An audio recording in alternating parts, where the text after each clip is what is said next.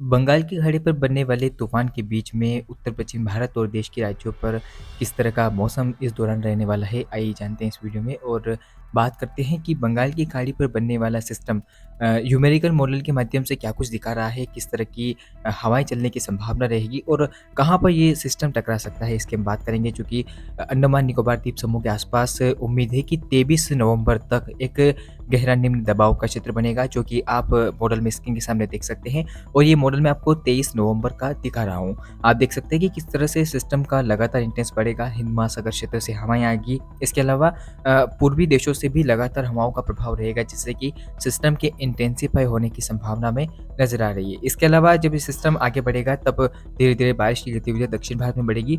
लेकिन 23 तारीख की बात की जाए तो 23 तारीख को उम्मीद ये है कि तमिलनाडु में और जो आस-पास के इलाके हैं, वहाँ पर हल्की-फुल्की बारिश होने की संभावना है। चेन्नई में बारिश का अच्छा-खासा प्रदर्शन कुछ समय के लिए रह सकता है। दोपहर में बादल बन सकते हैं, जिससे बारिश हो सकती है। इसके अलावा आप देख सकते हैं, बाकी अगर बात करें तो पूर्वोत्तर भारत में तमाम इलाकों में हल्की से मध्यम बारिश होने की संभावना है। गरज चमक के साथ बारिश का दौर आपको देखने को मिलेगा। इसके अलावा फिलहाल आप देख सकते हैं कि हल्के-फुल्के बादल नेपाल से लगे हुए उत्तर प्रदेश के भागों में, बिहार के भागों में आपको नज़र आ सकते हैं। इसके साथ ही जम्मू कश्मीर, हिमाचल, उत्तराखंड के इलाकों पर भी हल्की-फुल्की बारिश होने की संभावना नज़र आ रही है, क्योंकि वेस्टर्न डिस्टर्बेंस आने की संभावना नज़र आ रही है। उम्मीद यह है कि जम्मू कश्मीर, हिमाचल, उत्तराखंड में, इसके अलावा लद्दाख और आसपास के जो उत्तरी इलाके हैं, वहाँ पर हल्की से मध्यम बारिश के साथ हिमपात होने की संभावना नज़र आ रही है। जब हिमालयी इलाकों में हिमपात होगा, तो उम्मीद है कि पंजाब, हरियाणा और दिल्ली सहित मैदानी इलाकों में सर्दी का सितम बढ़ेगा। इसके साथ ही राजस्थान, मध्य प्रदेश, गुजरात और उड़ीसा, छत्तीसगढ़ समेत जो मध्य भारत के राज्य हैं, वहाँ पर भी सर्दी का सितम बढ़ने की संभावना नज़र आ रही है। सुबह-शाम ठंड का एहसास हो रहा है, लेकिन अब धीरे-धीरे दोपहर में भी सर्दी बढ़ने की संभावना में नज़र आ रही है। अब आगे दिखाता हूँ कि 24 नवंबर की क्या स्थिति है। 24 नवंबर को आप देख सकते हैं कि बंगाल की खाड़ी पर बन रहा सिस्टम लगातार इंटेंसिफ़ाई होगा और उम्मीद ये है कि ये सिस्टम धीरे-धीरे और ताकतवर होकर डिप्रेशन में तब्दील हो जाएगा। 24 नवंबर को ये सिस्टम डिप्रेशन बन जाएगा और 24 नवंबर की शाम तक इसके डीप डिप्रेशन बनने की संभावना में नज़र आ रही है। तो इस दौरान आप देख सकते हैं कि दक्षिण भारत में बारिश की गतिविधियाँ बढ़ेगी और जैसे कि हम संभावना लगा रहे थे कि बारिश पड़ेगी, तो वैसा ही हो रहा है। आप देख सकते हैं कि कर्नाटक, तमिलनाडु और श्रीलंका सहित आसपास के भागों में बारिश का अच्छा खासा प्रदर्शन और प्रभाव नज़र आएगा। इसके साथ ही बारिश की फिलहाल गतिविधियाँ पूर्वोत्तर भारत पर हल्की-फुल्की हो सकती है और हिमालय इलाकों पर जब वेस्टर्न डिस्टर्बेंस गुज़र रहा है, तो उम्मीद है कि जम्मू कश्मीर, हिमाचल, उत्तराखंड के भागों में बारिश होने की संभावना है। उत्तराखंड पर ज़्यादा प्रभाव नहीं रहेगा, लेकिन हाँ, लेह लद्दाख, जम्मू कश्मीर, हिमाचल के कुछ उत्तरी हिस्सों में बारिश होती हुई आपको नज़र आएगी और हिमपात होने की संभावना में नज़र आ रही है। बाकी मैदानी इलाकों में 24 तारीख को भी सर्दी का सितम बढ़ता हुआ नज़र आएगा, ठंडी हवाएँ चलेगी और 25 तारीख की बात की जाए तो उत्तर-पश्चिम भारत से लगातार सर्दी का सितम बढ़ता हुआ हमें नज़र आ रहा है। आप देख सकते हैं मैदानी इलाकों में शुष्क मौसम रहेगा, सुबह-शाम सर्दी का सितम काफ़ी तीव्र रहेगा। इसके अलावा दोपहर में भी धीरे-धीरे ठंड का एहसास बढ़ने लगेगा।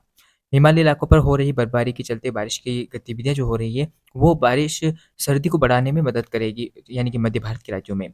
पूर्वोत्तर भारत में भी हल्की-फुल्की बारिश होगी और इस बीच बंगाल की खाड़ी पर चक्रवाती तूफान का निर्माण होने लगेगा।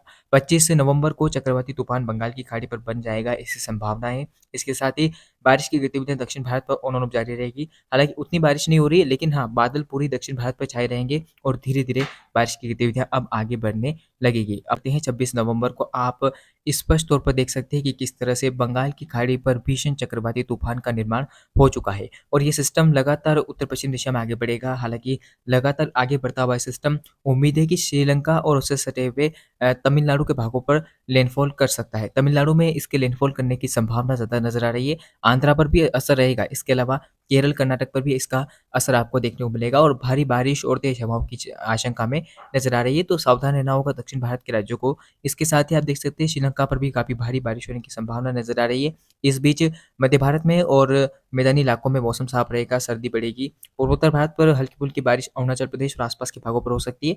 बाकी तो आप देख सकते हैं कि वेस्टर्न डिस्टर्बेंस के चलते जम्मू कश्मीर, हिमाचल और साथ ही साथ लेह लद्दाख और जो उत्तरी हिस्से हैं पर्वतीय इलाकों के, वहाँ पर काफ़ी तीव्र हिमपात की संभावना है। इसके अलावा हल्की से मध्यम बारिश के साथ कुछ जगहों पर तेज़ बारिश होने की संभावना में नज़र आ रही है उत्तरी हिस्सों में और हो सकता है कि उत्तराखंड के कुछ भागों पर भी हल्की-फुल्की बारिश के साथ कुछ जगहों पर तेज़ बारिश का दौर आपको देखने को मिले। बाकी पंजाब, हरियाणा और दिल्ली पर बादल आपको नज़र आ सकते हैं। बारिश की संभावना तो नहीं है, लेकिन हाँ, बादल ज़रूर नज़र आ सकते हैं। इसके अलावा राजस्थान, गुजरात, मध्य प्रदेश, उत्तर प्रदेश, बिहार, झारखंड और उड़ीसा, छत्तीसगढ़, महाराष्ट्र में सर्दी की संभावना नज़र आ रही है। कोहरा अब धीरे-धीरे कई जगहों पर दिखाई देगा।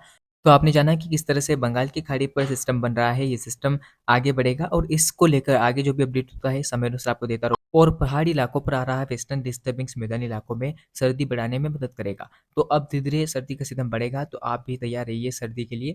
फिलहाल इस अपडेट में इतना ही। लगातार चैनल पे बने रहिएगा, वीडियो को लाइक कीजिएगा, चैनल को सब्सक्राइब करना ना भूलें। धन्यवाद।